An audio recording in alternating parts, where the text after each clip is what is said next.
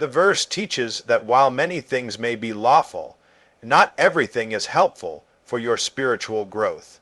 A wise believer doesn't just ask, "Is this allowed?" but rather, "Is this beneficial for my walk with God?" True wisdom filters choices through eternal value, not just temporary freedom. You see, one of the greatest misunderstandings in the Christian life is the idea that if something isn't forbidden, then it must be fine, but that's not what Scripture teaches.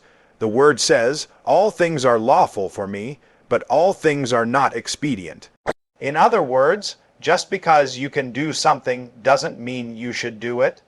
That's where spiritual maturity begins to separate itself from spiritual immaturity. A child asks, "What am I allowed to do?" But a mature believer asks, "What is best for my walk with God?" There are choices you can make every single day that won't send you into sin, but they can slowly drain your strength, dull your passion, and distance your heart from the Lord. And the danger is, you won't even notice it happening at first. Not everything harmful looks evil on the surface. Some things appear harmless, even enjoyable, but they don't build you up. They don't strengthen your faith. They don't draw you closer to Christ. Instead, they take your time, your focus, and your energy away from what truly matters. And over time, those small decisions begin to shape the direction of your life. You have to learn to weigh your choices, not just by permission, but by purpose. Ask yourself, is this helping me become more like Jesus? Is this feeding my soul or starving it? Because anything that pulls you away from God, even subtly, is not beneficial, no matter how acceptable it may seem. There are people who live their entire lives on the edge of what's permissible. They want to get as close to the line as possible without crossing it.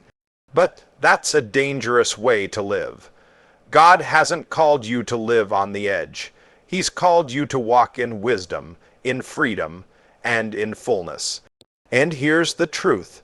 The best life is not found in seeing how much you can get away with, but in discovering how much you can grow. When your heart is truly set on God, your desire changes. You don't just want what's allowed, you want what's right, what's pure, what's profitable for your soul. So before you make that decision, pause and look deeper. Don't settle for what is merely acceptable. Choose what is eternally beneficial. Choose what builds you. Not just what permits you. Paul warns against being controlled by anything, habits, desires, or even good things taken too far. A wise decision protects your freedom in Christ. If something begins to dominate your thoughts or actions, it's no longer harmless, it's harmful.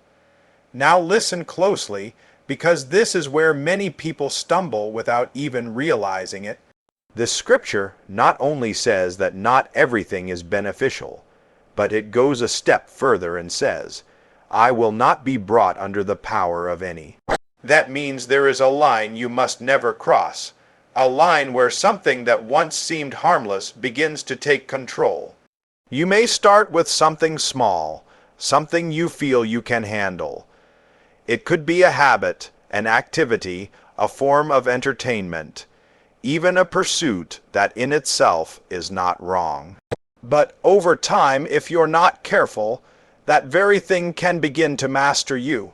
And the moment something starts controlling your thoughts, your time, your desires, or your behavior, you have lost a measure of the freedom Christ died to give you. God didn't save you so you could trade one form of bondage for another. He set you free so you could live in victory, not live under the thumb of habits and impulses. Yet, so many people walk around thinking they're free, when in reality, they are being quietly controlled. Controlled by what they crave, controlled by what they can't say no to, controlled by what they feel they must have. And here's the danger. It doesn't always look like bondage at first. In fact, it often feels like pleasure. It feels enjoyable, comforting, even rewarding, but bondage rarely announces itself. It creeps in slowly, tightening its grip little by little, until one day you realize you're no longer in control. A wise believer learns to ask an important question. Is this controlling me? Not, do I like it? Not, is it popular? But, do I have power over this, or does it have power over me? Because anything that begins to dominate your life is stepping into a place that belongs to God alone. You were created to be led by the Spirit of God, not driven by impulses, addictions, or unchecked desires. And anything that weakens your self-control is working against the Spirit's work in your life. Real freedom is not the ability to do whatever you want. It's the power to say no when you need to. There's strength in that kind of freedom. There's victory in being able to walk away, to resist, to stand firm. And when you live that way, you're not just avoiding bondage. You're walking in the authority God has given you. So take an honest look at your life. Identify anything that's starting to take too much space, too much time, too much control. And don't make peace with it, deal with it, because the longer you allow it, the stronger it becomes. Nothing is worth surrendering your freedom in Christ if it controls you. It's time to let it go. Wise decisions are rooted in Scripture, not feelings or trends. The Bible becomes your compass, helping you discern right from wrong. When faced with choices, aligning with God's truth ensures you stay on the right path. There comes a moment in every life when feelings are not enough to guide you. Emotions can be strong, persuasive, even overwhelming, but they are not always reliable. If you build your decisions on how you feel in the moment, you will find yourself shifting with every circumstance, every pressure, every passing desire. That's why God, in His wisdom, has given you something far more stable, His Word. You need a standard that doesn't change when your mood changes. You need truth that stands firm when everything around you feels uncertain. And that's exactly what Scripture provides. It becomes your compass in a world full of confusion, pointing you in the right direction when the path isn't obvious. When you're faced with a decision, the question is not just, what do I want to do? But what does God say about this? Because God sees what you cannot see. He understands the consequences, the hidden dangers, the long-term impact. His word is not given to restrict you. It is given to protect you and guide you into what is best. The problem is, many people try to make decisions first and then look for verses to justify them. But that's not wisdom. That's rationalization. A wise believer goes to the word first, allowing it to shape the decision before it is ever made. You don't bend Scripture to fit your life. You bend your life to align with Scripture. And sometimes the answer you find in God's Word may not be the easiest one. It may challenge you. It may require you to walk away from something you want or step into something that feels uncomfortable. But you can trust that whatever God says is always right and always for your good. You see, the more you fill your mind with God's truth, the clearer your decisions become. The Holy Spirit brings those truths to your remembrance, helping you discern what is right and what is not.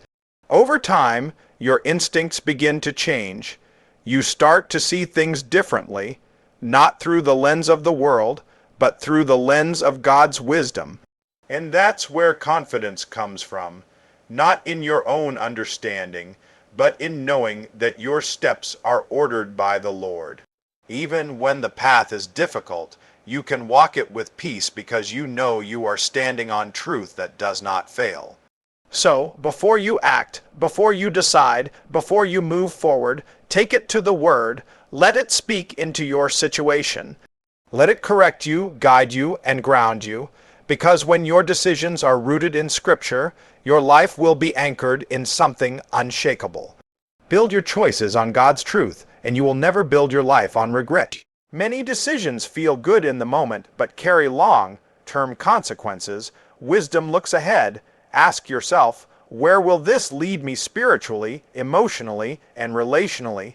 Godly decisions always consider the future, not just the present. One of the greatest traps you can fall into is making decisions based only on what you see right now. The moment can be powerful. It can feel urgent, exciting, even irresistible. But if you only live in the present moment, you will often sacrifice what is lasting for what is temporary. Wisdom has the ability to look beyond the now and ask, where is this leading me? Every decision is a seed, and every seed produces a harvest. You may not see the results immediately, but they are coming. The choices you make today are quietly shaping the life you will live tomorrow. That's why a wise believer doesn't just consider how something feels in the moment, they consider where it will end.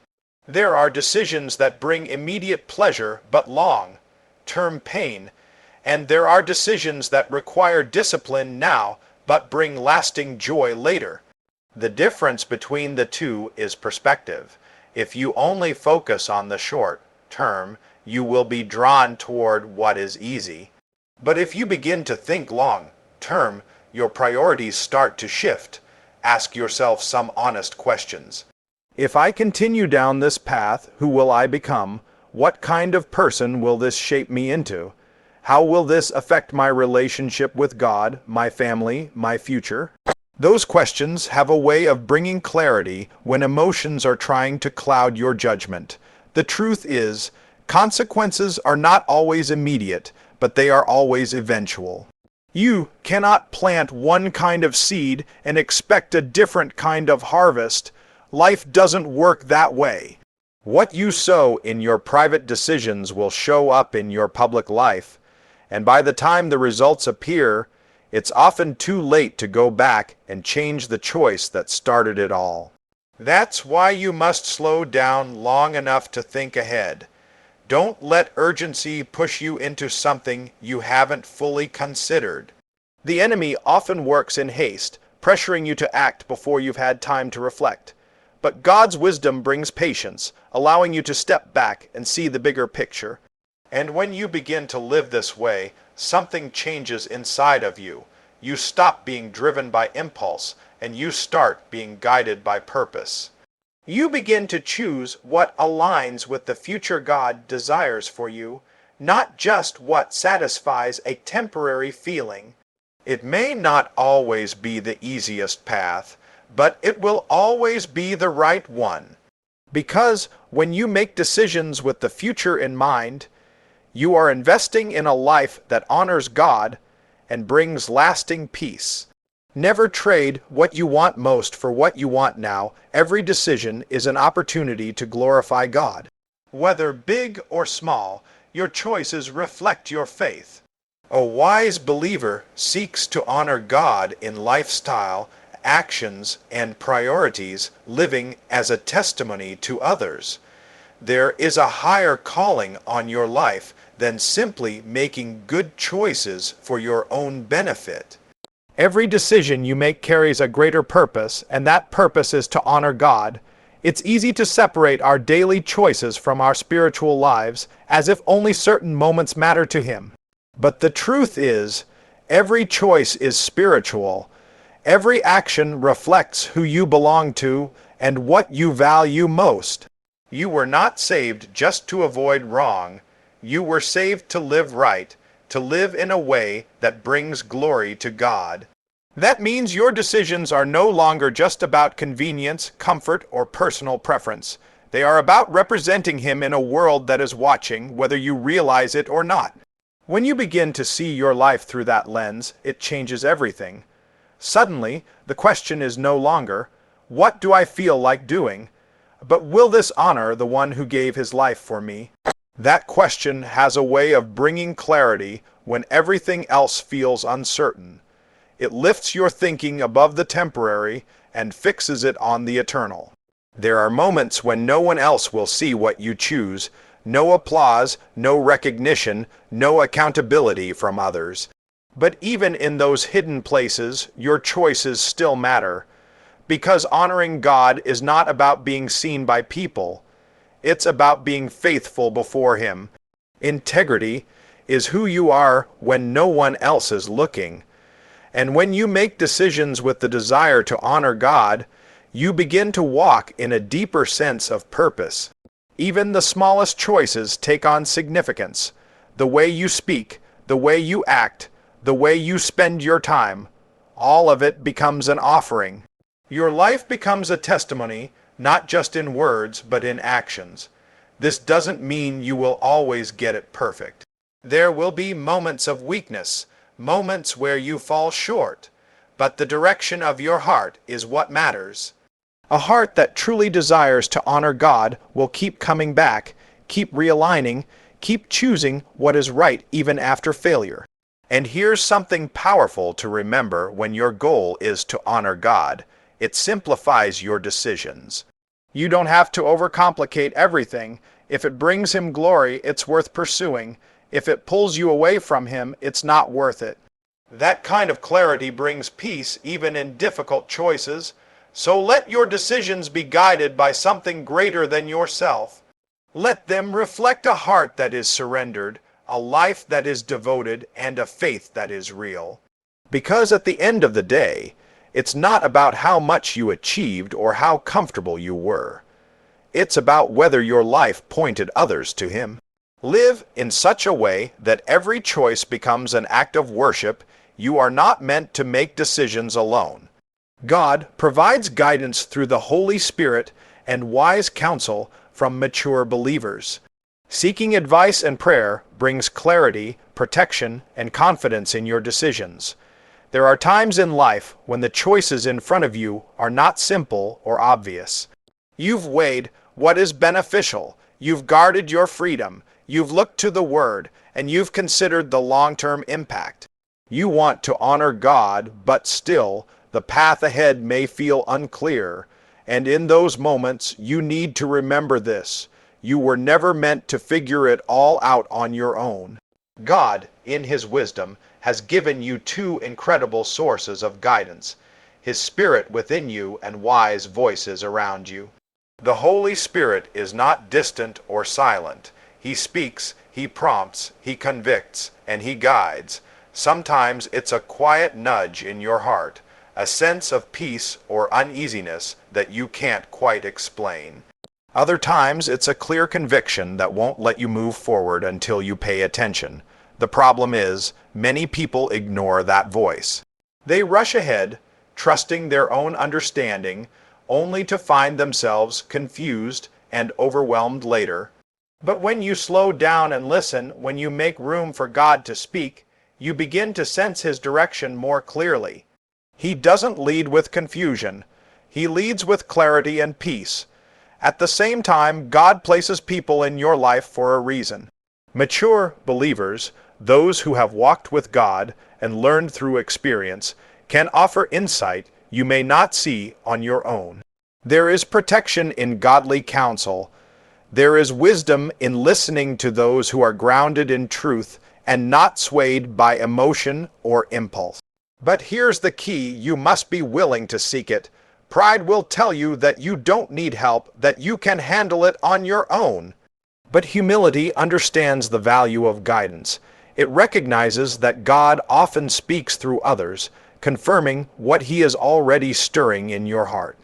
And when the Holy Spirit's prompting aligns with wise counsel and the truth of God's Word, something powerful happens. You gain confidence in your decision. Not because you have all the answers, but because you know you are not walking alone. You are being led. This doesn't mean every step will be easy. There may still be challenges, uncertainties, even sacrifices.